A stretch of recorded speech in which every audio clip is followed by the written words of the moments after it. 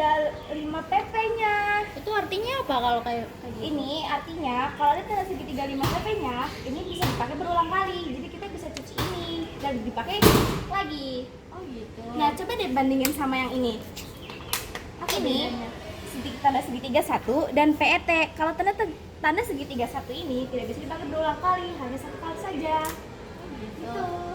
Baru tahu. Makasih ya Vio infonya. Iya, sama-sama. Apa sih kimia hijau itu? Kimia hijau atau green chemistry disebut sebagai kimia berkelanjutan.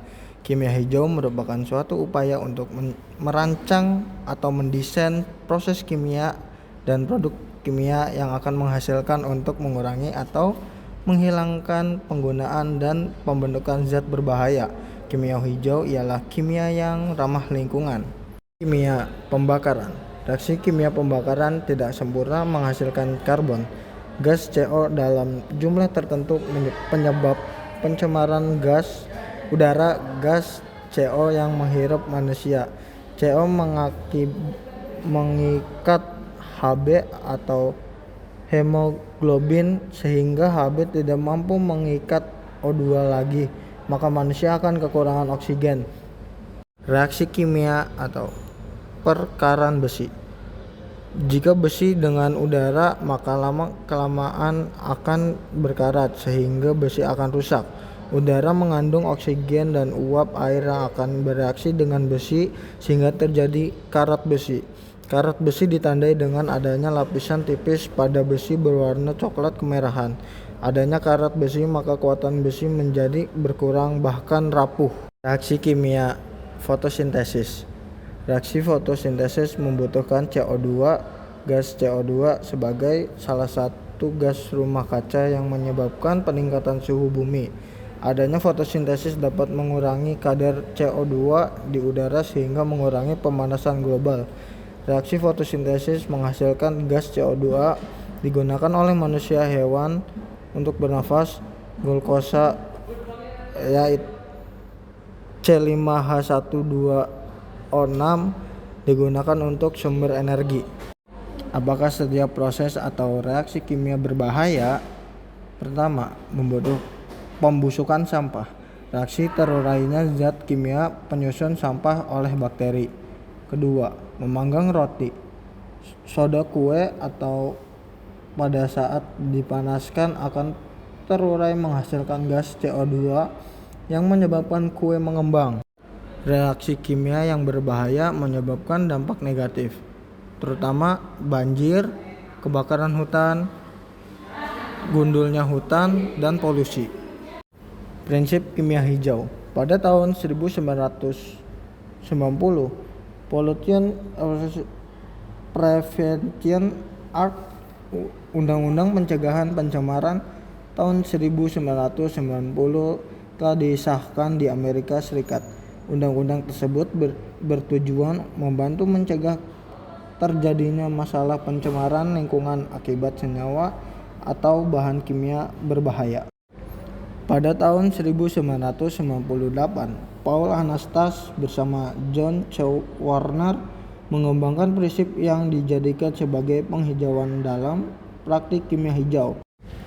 12 prinsip kimia hijau. Yang pertama yaitu pencegahan limbah. Yang kedua, manajemen atom yang baik. Yang ketiga, proses sintesis kimia yang lebih aman. Yang keempat, merancang bahan kimia yang lebih aman. Yang kelima, ada desain untuk efisiensi energi. Yang keenam, kurangi produk turunan yang tidak perlu. Yang ketujuh, prosedur yang aman untuk mencegah kecelakaan. Kedelapan, pencegahan polusi secara real time. Yang kesembilan, desain produk yang mudah terurai. Yang kesepuluh, yaitu katalis. Yang ke-11, gunakan bahan baku terbarukan. Dan yang terakhir, penggunaan pelarut dan bahan pendukung yang lebih aman. Pencegahan limbah. Pencegahan limbah kimia hijau dilakukan dengan mengurangi atau menetralkan penggunaan bahan kimia berbahaya. yaitu selanjutnya prinsip manajemen atom yang baik. Manajemen atom membahas cara-cara untuk meningkatkan efisiensi dan produktivitas dalam bisnis dengan mengaktifkan proses-proses bisnis, elemennya, dan bagaimana penerapannya di perusahaan. Selanjutnya, proses sintesis kimia yang lebih aman. Menggunakan reagen dan bahan kimia yang kurang berbahaya atau tidak berbahaya untuk manusia dan lingkungan. Prinsip selanjutnya yaitu merancang bahan kimia yang lebih aman. Rancang bahan kimia yang lebih aman artinya menciptakan bahan kimia baru atau memodifikasi bahan kimia yang sudah ada agar memiliki dampak negatif yang lebih kecil terhadap lingkungan dan kesehatan manusia. Intinya, membuat bahan kimia yang lebih ramah lingkungan dan aman digunakan. Prinsip yang selanjutnya yaitu desain untuk efisiensi energi. Mendesain efisiensi energi adalah proses mengurangi penggunaan energi. Upaya ini dilakukan tanpa harus mengorbankan kenyamanan atau fungsi. Dengan begitu, tidak hanya tagihan listrik yang berkurang, tetapi juga berkontribusi pada kelestarian lingkungan. Kurangi produk turunan yang tidak perlu. Apa yang dimaksud kurangi produk turunan yang tidak perlu? Mengurangi derivatif atau turunan, reduce derivative, mengurangi turunan yang tidak perlu, penggunaan kelompok pemblokiran, perlindungan, modifikasi, sementara proses fisik atau kimiawi, atau hindari apabila memungkinkan karena langkah-langkah tersebut memerlukan reagen tambahan dan dapat menghasilkan limbah. Prosedur yang aman untuk mencegah kecelakaan.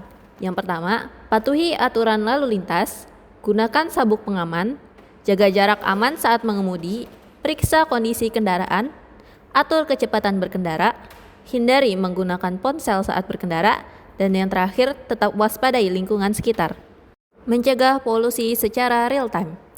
Ini adalah proses pengumpulan dan analisis data secara real time untuk memantau dan mendeteksi perubahan tingkat polusi.